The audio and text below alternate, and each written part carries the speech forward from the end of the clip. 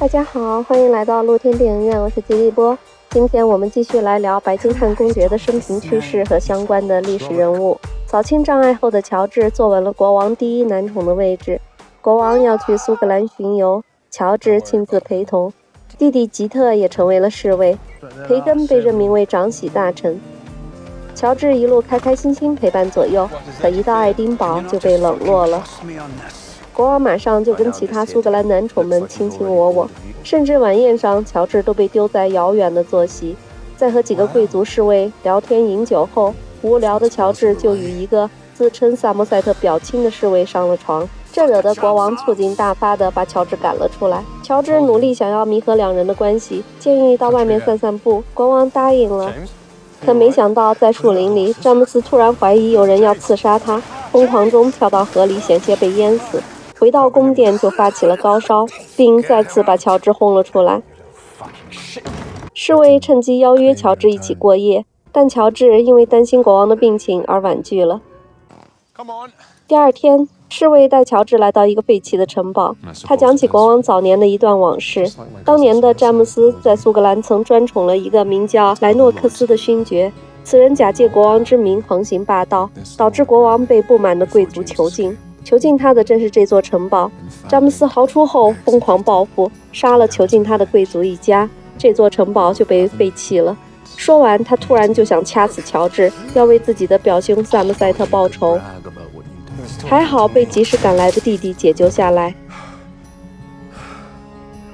詹姆斯与乔治和好了，他告诉乔治，那个叫莱诺克斯的情人后来被流放国外，客死他乡。他死后把防腐处理过的心脏寄给了自己，这次苏格兰之行就是来埋葬这颗心脏的。于是在乔治的帮助下，詹姆斯顺利完成了这个心愿。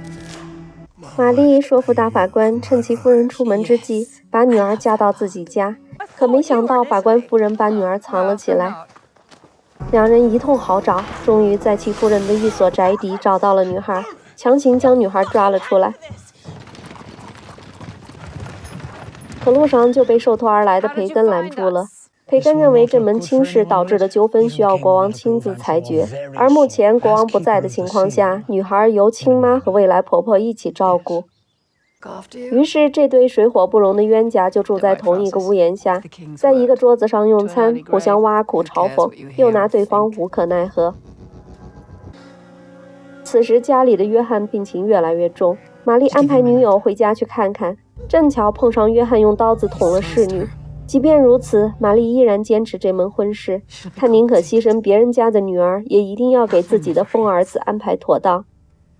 法官夫人也没闲着，她让老相好培根无论如何要让国王阻止这门亲事。当国王巡游结束返回时，培根早早的就迎了出来，结果还是晚了一步。玛丽更早就到了，而且与国王相谈甚欢。小儿子吉特也被封了伯爵。在国王的默许下，玛丽如愿以偿地看着儿子封约翰结婚了。玛丽被封为白金汉伯爵夫人，她终于带领一家人披荆斩棘地从底层爬进了上流社会，挤进豪门贵族的圈子。玛丽从不在乎品德尊严或是什么洁身自好，他很务实的知道国王喜欢什么，他就提供什么。国王喜欢热闹，他就带领儿女们如同戏子一样围绕在国王身边献媚讨好。国王喜欢恶趣味，他就把儿子女儿一起推到国王身边充当玩物。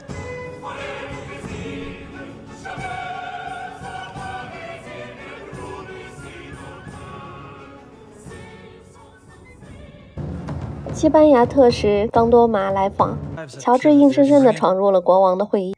西班牙特使表示，在南美殖民地圭亚那，英国的沃尔特罗利爵士指挥军队偷袭了西班牙的控制区，特使要求把此人处死。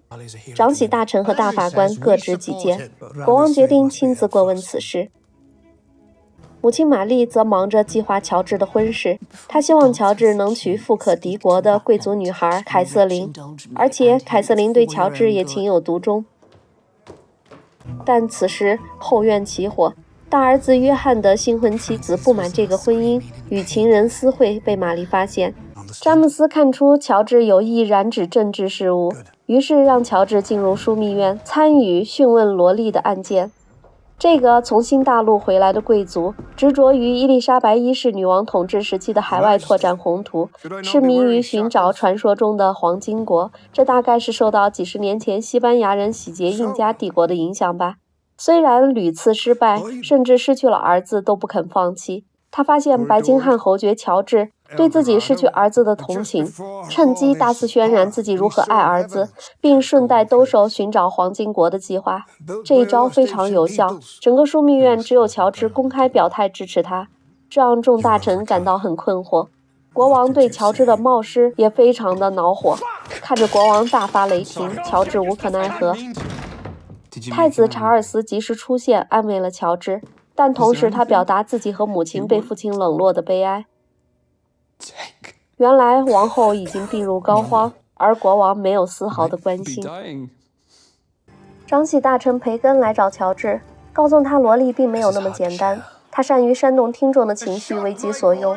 他希望煽动英国与西班牙交战，他甚至希望推翻软弱的詹姆斯国王。他杀死跟随自己多年的战友，来隐瞒自己淘金失败以及与西班牙冲突的真相。乔治颇感震撼。王后赞扬乔治支持罗莉的事儿，她告诫玛丽不要让乔治抢了国王的风头，否则她与国王的关系维系不了太久。玛丽试图说服乔治，趁着国王的龙宠，赶紧找个有钱的老婆才是正经事，哪怕将来国王另寻新欢了，也能有个依仗。但乔治已经不愿意再被母亲控制，他想要的就是一人之下，万人之上。要娶什么豪门老婆，自己就是豪门，不香吗？玛丽意识到乔治已经不再是任由自己左右了。乔治不再受控，女儿想要嫁人，儿媳妇威胁要用无数顶绿帽子来抵制这个婚姻。一边看着疯儿子自残，一边看着儿媳堕胎的玛丽，看起来毫不在乎。她只管继续按照自己的计划来。很快，乔治就被骗回家，被锁在卧室里。凯瑟琳正在等他。凯瑟琳说，她不在乎自己的名声，也不在乎乔治与国王的关系，只要能嫁给这个美男子，愿意付出任何代价，就算最终不能嫁，也要乔治做自己的情人。真是一枚疯狂的恋爱脑，但确实很有效。乔治接受了凯瑟琳，事得圆满地被放了出来。玛丽最终决定把疯儿子送走。此时的约翰已经不认识亲弟弟了。看着趴在地上擦地的旧情人，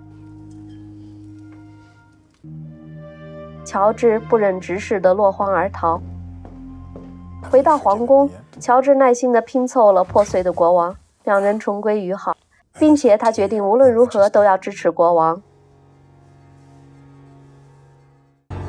于是罗莉被判处死刑。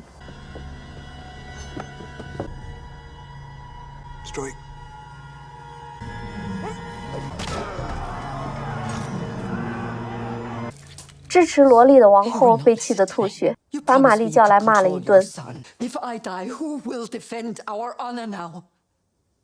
当玛丽找到儿子想要询问原因时，儿子当面与母亲决裂了。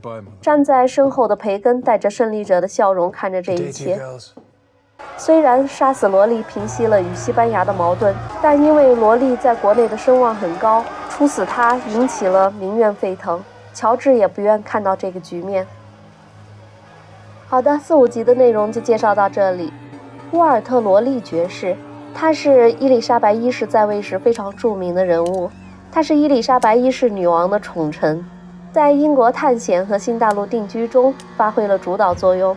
他资助了英国在美洲的第一个英国定居点的建立，尽管这个定居计划最终失败了，但罗莉在伊丽莎白的宠爱下获得了爱尔兰的大片庄园，垄断了葡萄酒的许可证和布匹的出口。他担任过海军中将、女王卫队的队长，并且担任过泽西岛的总督。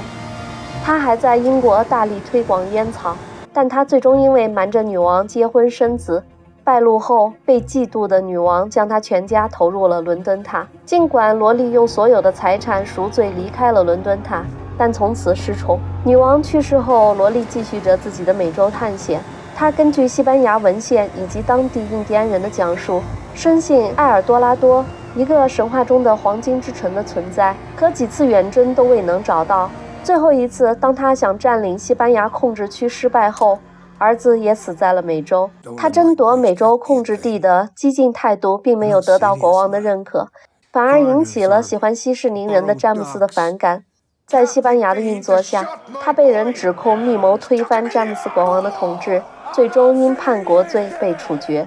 所以这些宠臣还真没几个能得到善终的，倒是他们身后的家族平白的捞了好处，享受了几代的荣华富贵。好的，今天就聊这么多，更多精彩我们下集继续。谢谢大家光临露天电影院，欢迎大家点赞关注，并在留言区与我们交流互动。我们下期见。